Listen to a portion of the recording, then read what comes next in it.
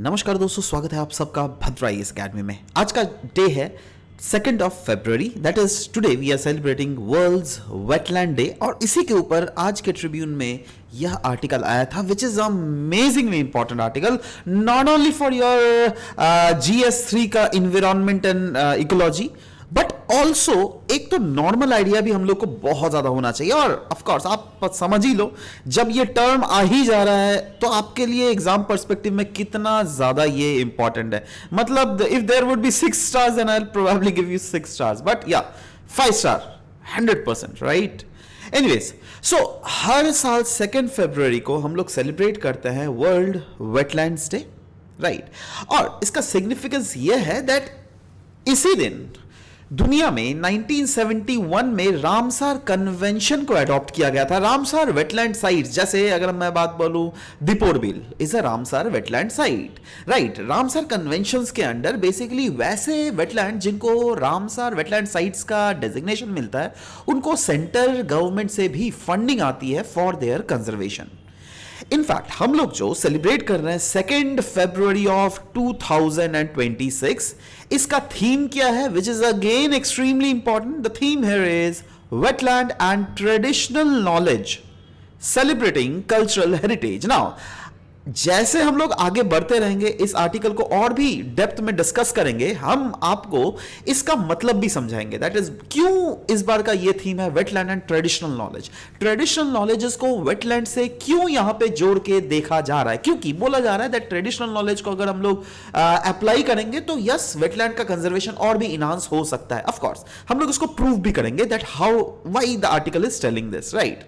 So overall की idea यही है दैट यस, वेस्टलैंड जो है, वेटलैंड जो है, ये वेस्टलैंड नहीं है। No no no, they are not wasteland, बल्कि ह्यूमन सर्वाइवल के लिए एक बहुत ही इंपॉर्टेंट एसेंशियल इकोसिस्टम है। तो चलिए समझते हैं वेटलैंड्स होते क्या है। देखो, ये जो है ना एक डायनामिक इकोसिस्टम है। मतलब see, this is not any stagnant water body per se, बिल्कुल डायनामिक एक वाटर बॉडी है जिनको बोला जाता है बायोलॉजिकल सुपरमार्केट। ये फैंसी नाम क्यों लिया सुपरमार्केट? देखो, यूजुअली हम लोग सुपरमार्केट जब भी जाते हैं, हम लोग एक ही मार्केट में सब कुछ चीजें हम लोग को मिल जाता है ना।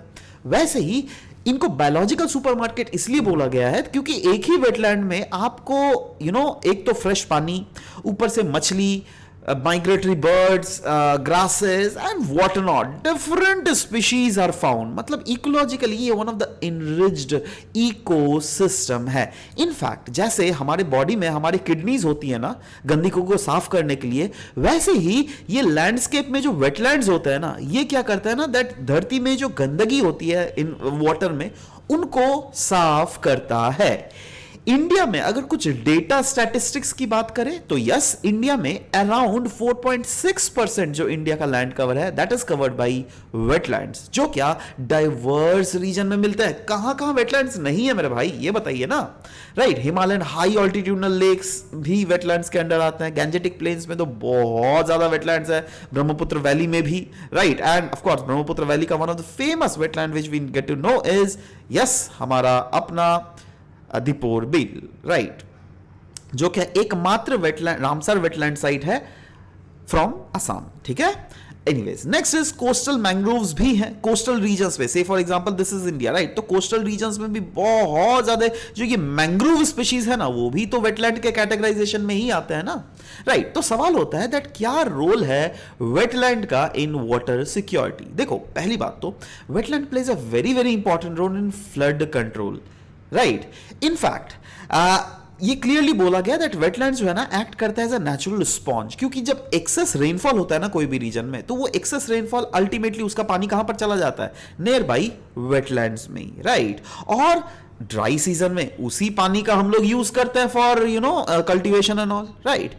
इनफैक्ट 1 एकड़ जो वेटलैंड होता है, कहा जाता है around 1.5 million gallons of flood water को होल्ड कर सकता है। और ये वेटलैंड जो है बहुत ज्यादा इफेक्टिव और चीपर होते हैं देन द ग्रे इंफ्रास्ट्रक्चर। मतलब देखो, यूजुअली हम लोग वाटर को स्टोर करने के लिए डैम्स का भी कंस्ट्रक्शन कर सकते हैं, सी लीव्स भी बना सकते हैं, सी वॉल्स भी बना सकते हैं, बट इनमें खर्चा बहुत ज्यादा आ जाता है ना। और वेटलैंड्स तो नेचुरल चीज होता है भाई, right. So very good example is as I said that yes Deepor Beel, जिसको रामसर वेटलैंड्स राइट का डेजिग्नेशन 2002 में मिला है, इनफैक्ट बिहार का कन्वर ताल। अच्छा, आप नीचे में कमेंट सेक्शन में एक चीज लिख सकते हैं, प्रेजेंटली इंडिया में कितने सारे वेटलैंड साइट्स है, पहला क्वेश्चन।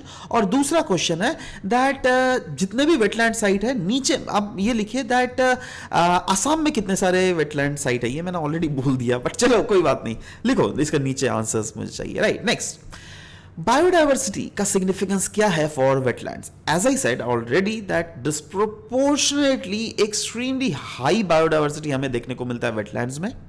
वेटलैंड्स सर्व करता है as a stopover site for migratory birds. जी हाँ, जैसे अगर से फॉर एग्जांपल इंडिया में ही ले लो, यहां पे बहुत सारे वेटलैंड साइट है, बहुत सारे क्या होता है ना दैट ये रशिया से बर्ड्स माइग्रेट करके इधर से फिर जाती है अफ्रीका को, तो वेटलैंड्स वाले रीजन्स में ना वो हॉल्ट करती है, स्टॉप ओवर, जैसे ट्रेन का स्टॉप ओवर नहीं होता है एक रीजन से दूसरे रीजन जाने के बीच में बहुत सारे स्टेशंस जो आते हैं, राइट। लाइकवाइज इनका स्टॉप ओवर्स होता है इन वेटलैंड वाले रीजन में। कुछ कुछ इंपॉर्टेंट वेटलैंड्स अगर देख लीजिएगा स्टेट वाइज, यस उड़ीसा का चिलिका लेक, राजस्थान का कोलादेव खाना नेशनल पार्क में भी है, और इसमें बहुत सारे ऐसे स्पीशीज और फ्लैगशिप स्पीशीज, इंडेमिक और फ्लैगशिप स्पीशीज है जो कि हम लोग को देखने को मिलता है। The very good example is Manipur का जो लोकतक लेक है ना, वहां पे एक स्पीशीज मिलता है, इनको हम लोग बोलते हैं शांघाई डियर, जिसको डांसिंग डियर भी बोला जाता है। वैसे ही royal Bengal tiger Sundarban mangroves में मिलता है, जो क्या जिनका I mean one of the only mangrove habitat globally है टाइगर्स के लिए, राइट। तो overall wetlands and water quality improvement बोला जा रहा है, वेटलैंड जो है एक नेचुरल वाटर ट्रीटमेंट सिस्टम भी है। कैसे भाई? देखो, जो जैसे से फॉर एग्जांपल वाटर फ्लो कर रहा है, राइट, तो यस ये वाटर के फ्लो को स्लो डाउन कर लेता है, जिससे क्या जो पार्टिकल्स है ना वो धीरे धीरे नीचे सेटल करना स्टार्ट करती है। ये बायोलॉजिकली इन्फिल्ट्रेशन भी इंश्योर करता है, क्योंकि माइक्रो ऑर्गेनिज्म से फॉर एग्जांपल मर गया, राइट, तो वो क्या ऑर्गेनिक वो बन जाएगा ना, तो अब ये ऑर्गेनिक पोल्यूटेंट्स को ये ब्रेक डाउन कर लेता है वेटलैंड्स, राइट। प्लांट्स एब्जॉर्ब करता है एक्सेसिव न्यूट्रिएंट्स जैसे नाइट्रोजन, फास्फोरस। तो वेटलैंड्स में बहुत सारे प्लांट्स हैं, सी ग्रासेस हैं, जो क्या करते हैं, जो एक्सेसिव ऑफ नाइट्रोजन फास्फोरस है ना उसको एब्जॉर्ब कर लेता है, जिससे फर्दर प्रिवेंट होता है एल्गल ब्लूम, राइट। या फिर हम वेटलैंड एक बहुत इंपॉर्टेंट रोल करता है in trapping the heavy metal pollution as well. ये टॉक्सिन्स को न्यूट्रलाइज करता है और इंश्योर करता है दैट रिवर्स और एक्विफायर्स में जो वाटर वो क्लीन हो सके, right. Now what is the role of wetlands in disaster risk reduction? देखो, वेटलैंड्स का अगर रोल डिजास्टर रिडक्शन में देख लीजिएगा तो यस फ्लड और स्टॉर्म सर्जेस को ये कंट्रोल करता है। यही नहीं, ये रिड्यूस करता है फ्लैश फ्लड्स या फिर डाउन स्ट्रीम डिस्ट्रक्शन को। डाउन स्ट्रीम मतलब से फॉर एग्जांपल एक रीजन से दूसरे रीजन में पानी जा रहा है, राइट, तो ये क्या होगा, अपस्ट्रीम ऊपर से नीचे जा रहा है, तो नीचे वाले रीजन क्या हो गया, डाउन स्ट्रीम्स, राइट। अब वेटलैंड मैंने क्या बोला दैट वेटलैंड क्या करता है, सोक कर लेता है एक्सेस वाटर, तो जब एक्सेस वाटर यहीं पे सोक कर लिया तो नीचे क्या एक्सेस वाटर जाएगा, मतलब नीचे फ्लड भी नहीं आएगा ना, राइट। तो वही फ्लड आने के कारण जो डिस्ट्रक्शन हो सकता था वो रिड्यूस होता है, राइट। अच्छा, फ्लैश फ्लड को भी ये रिड्यूस करने में बहुत इंपॉर्टेंट रोल प्ले करता है। यही नहीं, कोस्टल प्रोटेक्शन की अगर बात करें तो मैंग्रोव्स जो है ये भी तो वेटलैंड्स है ना। जैसे ये देखो, ये एक ओशन है, राइट, ये कोस्टल रीजन्स में मैक्सिमम जो ट्रीज होता है ना ज्यादातर उनको हम लोग मैंग्रोव स्पीशीज, बहुत सारे हम लोग को मैंग्रोव स्पीशीज देखने को मिलते हैं। मैंग्रोव स्पीशीज क्या करता है, कोस्टल रीजन्स में जो ये जो वेव्स आती है ना, वेव्स क्या करता है, वो वेव सब समय कोस्टल रीजन को टकराएगा ना, तो ये इस लैंड को इरोड कर देता है। बट मैंग्रोव ट्रीज इतने स्ट्रांग होते हैं दैट ये सॉइल को बाउंड करके रखता है, जिसके कारण यहां पे सॉइल इरोजन बहुत वीक पड़ जाता है, राइट। और बहुत समय क्या हो जाता है ना, सुनामी भी आता है, तो सुनामी के समय ये जो वेटलैंड्स या फिर मैंग्रोव जो क्या कोस्टल रीजन्स में रहता है, ये सुनामी के एनर्जी को ब्रेक कर देते हैं, तोड़ देते हैं। तो अगर आपका घर भीतर में है ना, तो आपका उतना इंपैक्ट नहीं होगा, जो क्या अगर वेटलैंड्स या फिर इधर मैंग्रोव स्पीशीज नहीं रहते ना तो होता, तो राइट। सो ओवरऑल वेटलैंड का यही नहीं, वेटलैंड का एक मल्टीवैरिड रोल इस आर्टिकल में मेंशन किया गया था दैट वेटलैंड बहुत एक इंपॉर्टेंट रोल प्ले करता है in ensuring the climate change as well. कैसे भाई? देखो, मैंग्रोव्स और सी ग्रासेस जो है ना, ये बहुत ही पावरफुल कार्बन सिंक्स है। बोला जा रहा है दैट ये मैंग्रोव्स और सी ग्रासेस जो है खुद ही 4 टाइम्स हाइयर कार्बन सिक्वेस्ट्रेशन करती है। कार्बन सिक्वेस्ट्रेशन मतलब क्या, से फॉर एग्जांपल ये ट्री है, राइट, ये क्या करता है, फोटोसिंथेसिस के लिए कार्बन को एब्जॉर्ब करेगा ना, और कार्बन को एब्जॉर्ब करके ये धरती के भीतर घुसा देता है, राइट। इसी को हम लोग बोलते हैं कार्बन सिक्वेस्ट्रेशन, राइट। तो बोला जा रहा है दैट ये वेटलैंड जो है ये 4 टाइम्स ज्यादा कार्बन सिक्वेस्ट्रेशन करती है as compare to terrestrial forest. In fact India का 7,500 किलोमीटर जो कोस्ट लाइन है ना, ये होस्ट करता है one of the largest blue carbon ecosystem को। The very good examples are Sundarban, अगर देख लीजिएगा ये सिग्निफिकेंट पोर्शन ऑफ इंडिया का एनुअल कार्बन एमिशंस को ट्रैप करता है by doing the carbon sequestration of course.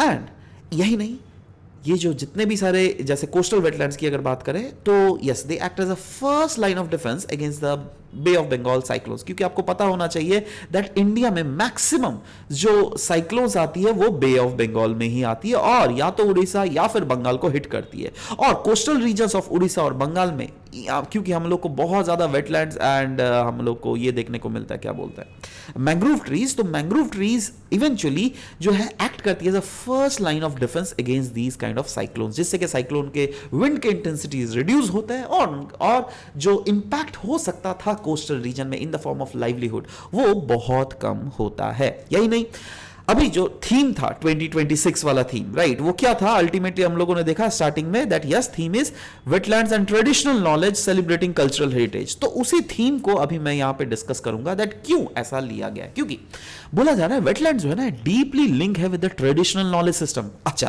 आप बोलोगे यार ट्रेडिशनल नॉलेज कैसे भाई? जैसे ईस्ट कोलकाता वेटलैंड में वेटलैंड्स क्या करती है ना, वो उन रीजन्स के सीवेज का नेचुरल ट्रीटमेंट करती है, जिससे क्या सपोर्ट करती है लार्ज फिश फार्मिंग। तो जो फिश फार्मर्स होते हैं उनके लाइवलीहुड उन्हीं से चलता है, right.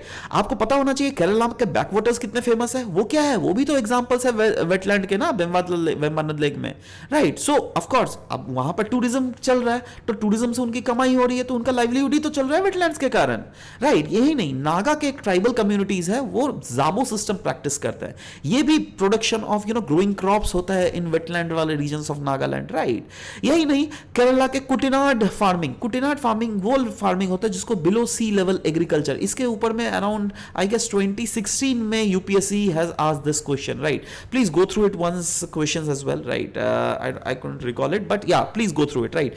Below sea level farming के एग्रीकल्चर के रिलेटेड ऑलरेडी क्वेश्चन आ चुका है, ठीक है, देख लीजिएगा।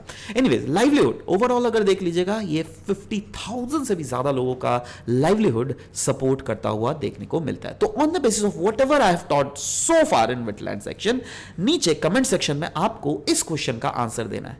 वीडियो को पॉज कीजिए, आराम से देखिए और बताइए कौन सा answer is the correct answer for this very question. So this was all about the discussion that we had. We'll meet in next session. Till then, bye bye. Take care.